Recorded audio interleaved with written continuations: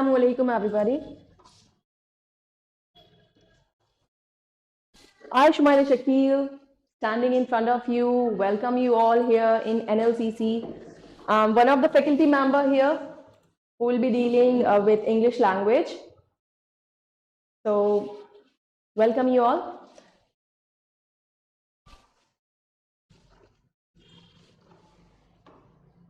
The voice?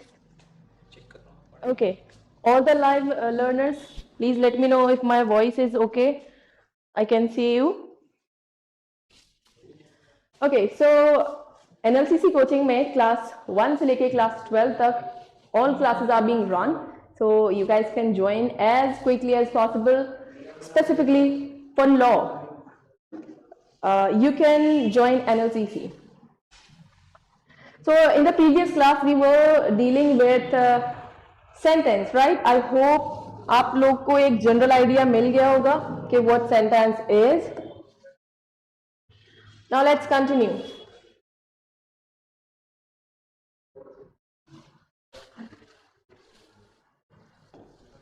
कल हमने यहां तक देख लिया था the basic requirement for making a sentence is subject, verb and a compliment और कंप्लीट थॉट चाहिए आपको, ठीक।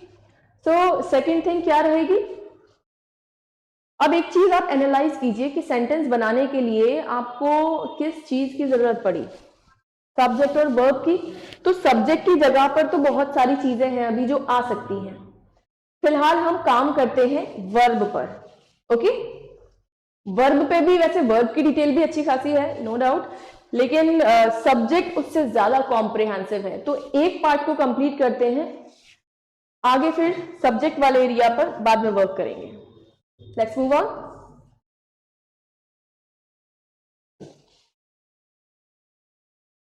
ओके, चलिए तो जरा मुझे बताइए वर्ब क्या है।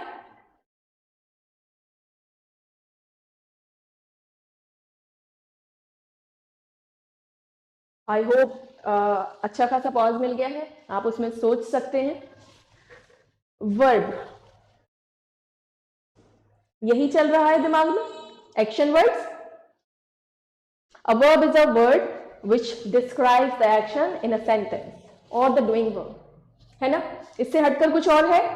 Pause the video and think over it.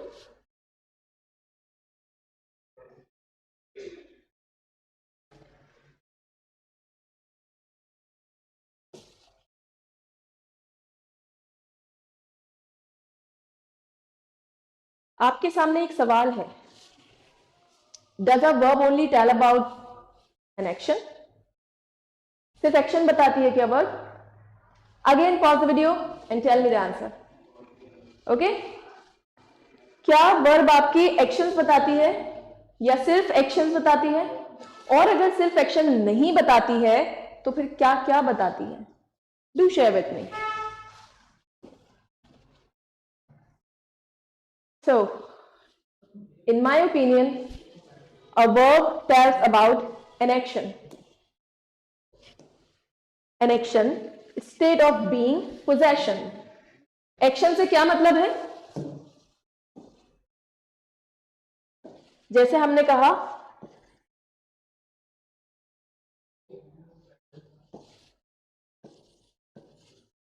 she teaches. So in this sentence, this teaches is an action, right? Now let's move on to this state of being. She was happy. तो यहां पर verb क्या है? Was. I say she is happy.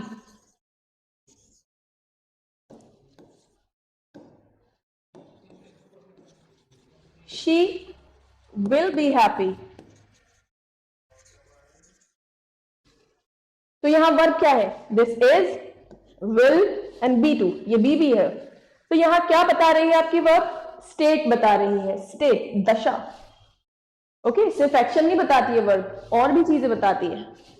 एक action हमारा done हो गया जो आप जानते हैं, basically you already no this, कि वर्ब हमें बताती है किसी भी चीज का एक्शन। दूसरी बात स्टेट ऑफ बीइंग, ये हेल्पिंग वर्ब यहां मौजूद है जो कि इस जगह मेन वर्ब का काम कर रही है और आपको स्टेट बता रही है। Next one is possession. If you know the meaning of possession then you can easily connect with this usage of the verb. Possession मतलब किसी भी चीज पे आपका अधिकार, आपकी मिल्कियत, जैसे कि she has a car, she has a car, she had a car, यानी कार पर किसका अधिकार है? शी। मैंने सभी सेंटेंस में एक ही सब्जेक्ट लिया है और उसके साथ में आप ऑब्जर्व कीजिए different types of verb are there. She has had. Possession, जैसे मैंने कहा आई हैव वन सिस्टर, तो पोजेशन। और ये हैव क्या है? कोई और सेंटेंस, कोई और वर्ब दिख रही है आपको सेंटेंस के अंदर? देखिए, ये हो गया आपका सब्जेक्ट, आगे वाला पूरा पार्ट है आपका प्रेडिकेट, जिसमें कि ये है आपकी वर्ब और ये है एडजेक्टिव। तो बिना वर्ब के आप सेंटेंस बना सकते हैं?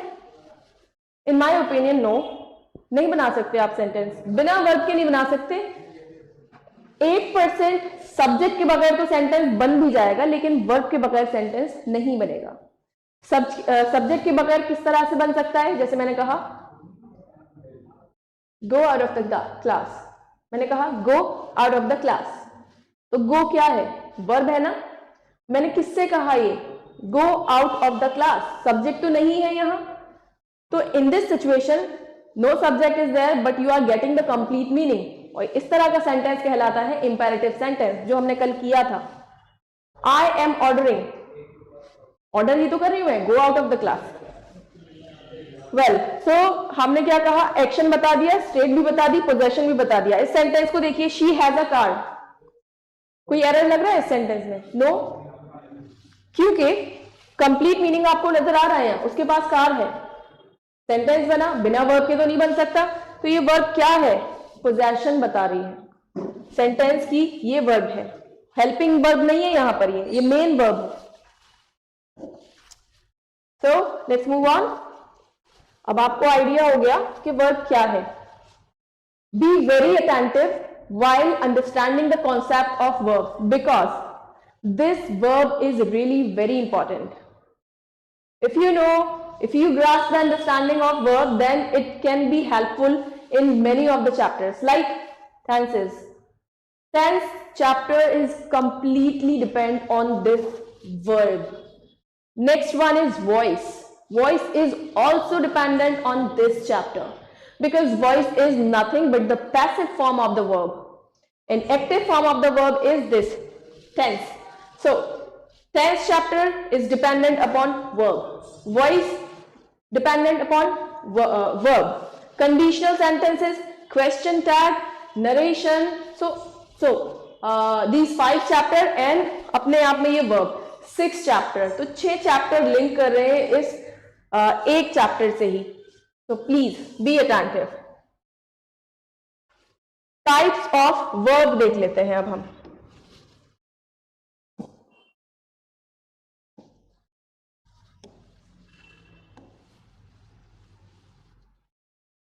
आई होप कि आप लोगों को समझ आ गया है कि वर्ब क्या है। Now let's move on. आपको समझ आ गया वर्ब क्या है, अब इसके टाइप्स देख लेते हैं हम। इसके 2 टाइप है main, helping verb and main verb. इन्हीं को हम फर्दर कैटेगराइज करेंगे।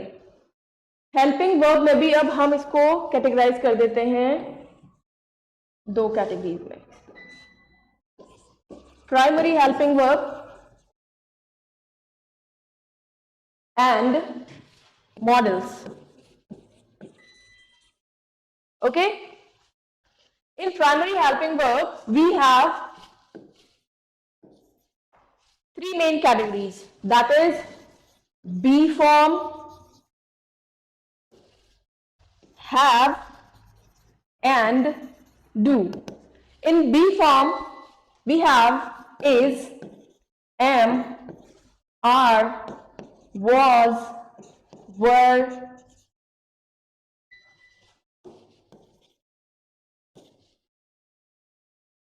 be, been, being. Okay, in have category we have has for singular subject, have for plural one, and had for the past tense. Next we have do for the plural subject, does for the singular one, and did for the past tense. These are the primary helping verbs. Primary helping verbs. We categorize the verb into two types. तो ये पूरी जगह तो primary helping verb ने ही ले ली है. Helping verb basically आपको time बताती है, जो कि हम टेंस में पढ़ेंगे. टेंस क्या है? टाइम है. किसका टाइम? वर्ब के होने का टाइम. तो helping verb tells you the time of the action, and this main verb is nothing but you already know, that is action verb. अच्छा, अभी मॉडल भी रह गए हैं. सो एक्शन वर्ब क्या है? Main verb, all the action words. Action words like eat, walk, talk, etc. Now what are these models? Models are also helping verbs like can, could, may, might, etc. We have many model verbs. There is a great difference in primary and model verbs. दोनों ही helping verbs हैं, लेकिन दोनों में एक major difference है. That can be drastic. Primary helping verb को आप अकेले इस्तेमाल कर सकते हैं विदाउट एनी मेन वर्ब, लेकिन when it comes to modal verb then you can not use it alone. You have to use a main verb along with modals. कोई भी सेंटेंस बनाकर देखिए, CAN कैन, जैसे कि I can eat, I can talk, I can walk, I can teach. ये can आपका modal verb हुआ. Teach कोई काम हो रहा है, अगर मैं सिर्फ इतना कह दूं आई कैन और इस टीच का जिक्र पहले नहीं हुआ है, तो क्या आप बना सकते हैं sentence? I don't think so, because ये मॉडल बिना मेन वर्ब के यूज ही नहीं कर सकते. अब देखिए एक सेंटेंस और लिखती हूं मैं. I am a girl. तो इस सेंटेंस में देखिए वर्ब क्या है आपकी? ये एम वर्ब है ना, तो आप इसको अकेले यूज कर पा रही हैं. देखिए प्राइमरी हेल्पिंग वर्ब की जो बी कैटेगरी थी उसमें ये एम यहां मौजूद था. तो you can use this primary verb, primary helping verb अकेले, लेकिन you can not use models. आप इसको अकेले यूज नहीं कर सकते हैं, बिना हेल्पिंग वर्ब, बिना मेन वर्ब के यूज नहीं कर सकते हैं. सो ये कैटेगरी होगी हमारी helping verb and main verb की.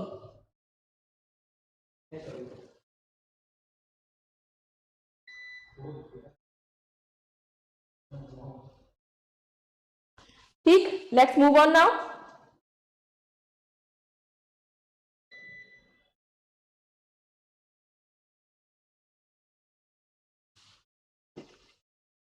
अब इस मेन वर्ब को डिवाइड करते हैं हम.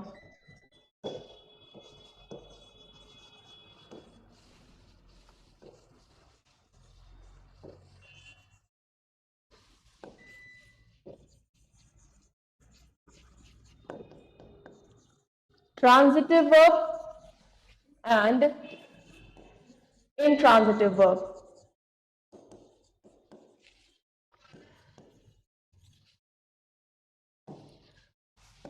What are the transitive verbs?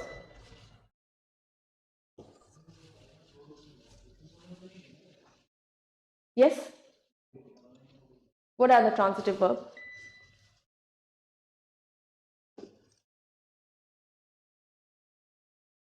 जैसे मैंने कहा I eat,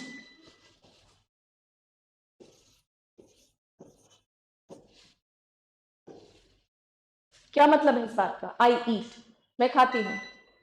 क्या मैंने ये बताया कि मैं क्या खाती हूं? खाने का एक्शन किस चीज पर होता है? नहीं बताया ना।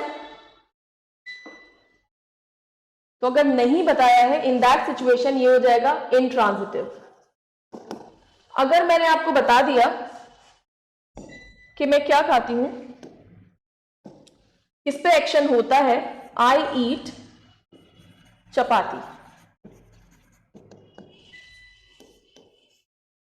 ये चपाती इस वर्ब का ऑब्जेक्ट है। When a verb has its object, then it is called transitive verb. Transitive मतलब ये एक्शन, ये खाने का जो एक्शन है वो किसके ऊपर ट्रांसफर हो रहा है? चपाती पर। तो transitive verb are those verbs which have their object. इस सेंटेंस में there is no object. Object की जगह पर आने वाले वर्ड, ऑब्जेक्ट क्या क्या हो सकते हैं? जो वर्ड या जो पार्ट ऑफ स्पीच आपके सब्जेक्ट की जगह पर हो सकते हैं, वही सेम ऑब्जेक्ट की जगह पर भी हो सकते हैं। Okay, like noun, pronoun, gerund and infinitive. I को नहीं लेते हैं, अब दे कह देते हैं। दे प्ले, क्या खेल रहे हैं? We don't have any idea. They play. अगर मैं बता देती हूं कि वो क्या खेल रहे हैं, they play cricket. In this situation ये जो वर्ड प्ले है, ये अपने आप को कहेगी मैं ट्रांजिटिव वर्ब हूं, क्योंकि this play verb has an object that is cricket. Cricket क्या है? एक नाउन है। जब वर्ब का ऑब्जेक्ट मौजूद होगा तो वो ट्रांजिटिव वर्ब कहलाएगी, और अगर ऑब्जेक्ट मौजूद नहीं है तो वो वर्ब इनट्रांजिटिव कहलाएगी। Transitive verb are very important. It plays a great role when you talk about the chapter voice, active voice and passive voice. Passive voice बनाने के लिए ऑब्जेक्ट का होना जरूरी हो जाता है। So we are done with transitive verb and intransitive verb. एक सेंटेंस और मैं आपको बता देती हूं।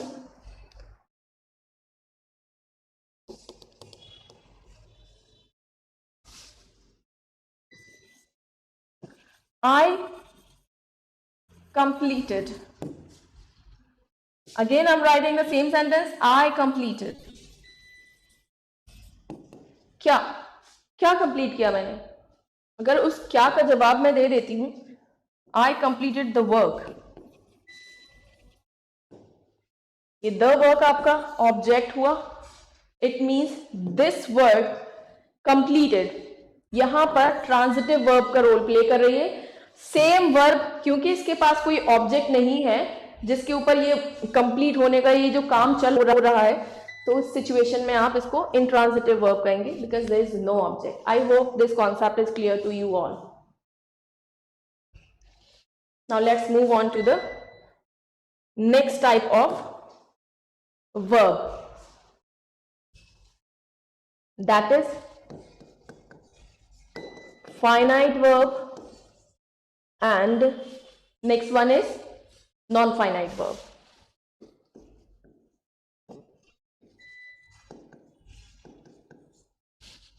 Non-finite verb, finite, जो verb सब्जेक्ट के टेंस के अकॉर्डिंग, उसके नंबर के अकॉर्डिंग चेंज हो जाती है, उन वर्ब्स को हम फाइनाइट वर्ब कहते हैं। जैसे कि आई play, she pledge, he plays, they play, we play, Raj plays.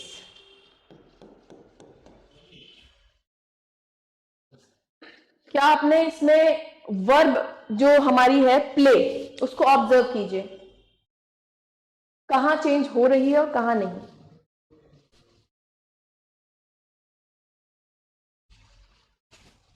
यहां पर हमने देखा प्ले, नीचे हमने देखा ये एस ऐड हो गया है. एक और सेंटेंस हम लिखते हैं, वी, इट ले लेते हैं, it played, Raj and Rohan will play. So this is another sentence. क्या इस वर्ब को आप चेंज होते हुए देख रहे हैं? Play, played, will play, plays. So when a verb changes itself according to the subject, I आया तो I के हिसाब से play, क्योंकि I अपने साथ plural verb लेता है ना. फाइनाइट verb वो verb होती हैं जो सब्जेक्ट का नेचर देखकर अपने आप को बदल देती हैं. जैसे इस पर एक रील भी है, बनी हुई है, अगर आपने देखी हो. I dance, you dance, we dance, he dances. 6,700 people dance, but he dances. Does he dance more than us? I don't think so. So इस टाइप की मे बी आप लोगों ने देखी हो. So उसमें क्या बताया जा रहा है? डांस वर्ब को चेंज होते हुए दिखाया जा रहा है. I dance, you dance, she dances. So dance, dance, dances according to the subject. जब आपने देखा they, चलिए इसको हम डांस से अगर रिप्लेस करें, दे डांस. क्यों? क्योंकि they is a plural subject and dance is a plural verb. Plural subject के साथ प्लूरल वर्ब जाएगी. They play, we play, I play, she plays, he plays, Raj plays. Raj के साथ जब रोहन भी आ गए तो फिर से ये play. Raj and Rohan play. Because our subject has become plural here, इसलिए हमने इस वर्ब को भी प्लूरल बना दिया. वर्ब के अंदर, वर्ब की फर्स्ट फॉर्म के अंदर जब हम एस या ई एस जोड़ते हैं तो वो सिंगुलर हो जाती है, राइट? तो वही हमने किया था. शी एक सिंगुलर सब्जेक्ट है, वी एडेड एस हियर. ही एक सिंगुलर सब्जेक्ट है, वी एडेड एस हियर. सो आप इस वर्ड को चेंज होते हुए देख रहे हैं. Plays, play, played. यहां पर ये टेंस के बेसिस पर बदल गया. टेंस बदला तो वर्ब भी बदल गई. बेसिकली टेंस बदलता ही वर्ब से है. तो देखिए इस प्ले के अंदर जो चेंजेस हैं वो क्या है? वो बता रहा है कि ये प्ले फाइनाइट वर्ब है. अब इसी को हम फर्दर इधर देखते हैं. I want to play.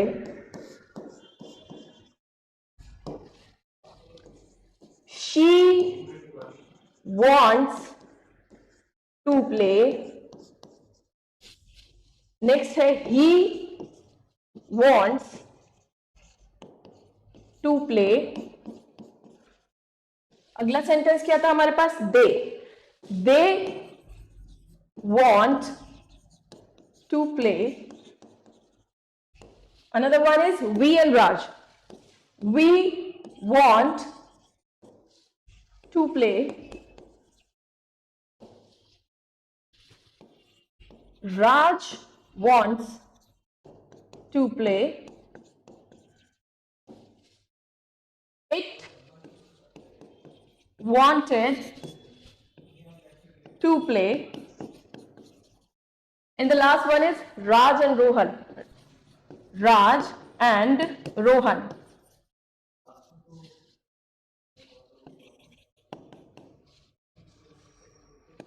Will want to play.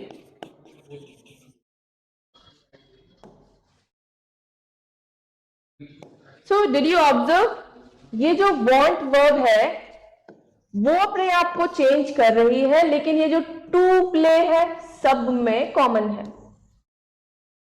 यहां हमारा सब्जेक्ट के हिसाब से want हुआ, नीचे सब्जेक्ट के हिसाब से, क्योंकि सिंगुलर वर्ब शी और ही है, इसमें एस ऐड हो गया, बट आगे टू प्ले सेम रहा। तो 2 प्लस V1 एंड जो आईएनजी वाली फॉर्म होती है that is gerund, non finite के अंदर आते हैं। Non finite verb does not change itself, subject के हिसाब से ये चेंज नहीं होती। टेंस कुछ भी हो, जेंडर सिंगुलर और प्लूरल, नंबर कुछ भी हो नाउन का, फर्क नहीं पड़ता है, वो सेम रहेगा। To play, to play, to play, to play, in all the sentences that to play is common. I hope you got the understanding of this finite and non-finite verb. यहां पर tense change हुआ, wanted, क्योंकि यहां पर हमने पास लिया था, तो देखिए wanted में चेंज आ गया, लेकिन ये to play फिर भी वैसा ही है। Hopefully you understand. Now let's move on. ये will futuristic sentence बता रहा है आपको, लेकिन still that play is common. एक ट्रिक भी है मेरे पास इसके लिए। फाइनाइट वर्ब कौन सी वर्ब है? जो चेंज हो जाती है, यानी बदल जाती है, बदल रही है ना। एक ही सेंटेंस में आपको फाइनाइट और नॉन फाइनाइट दोनों वर्ब दिख रही हैं। ये रही आपकी फाइनाइट वर्ब और ये है आपकी नॉन फाइनाइट वर्ब। तो जो बदल जाती है उसको मैं एक हिंट के साथ बोलती हूं, फिसल जाती है।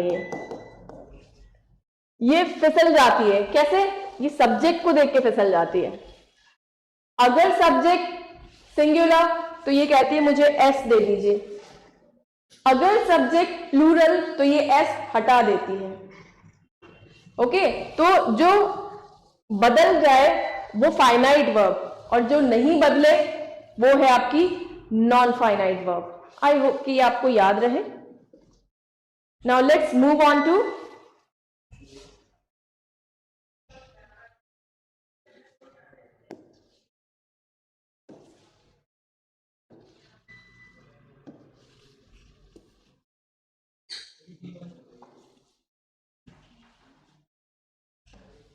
ये हैं आपके डिफरेंट टाइप्स ऑफ वर्ब, इसको एनालाइज कीजिए। Action verb you already know. Stative verb जो अभी हमने बताया कि किसी की स्टेट बताए, she is beautiful, he is handsome, she is a teacher, they are sick, they were sick. तो ये आर, वर, ये सारे वर्ड क्या है? स्टेट बता रहे हैं आप।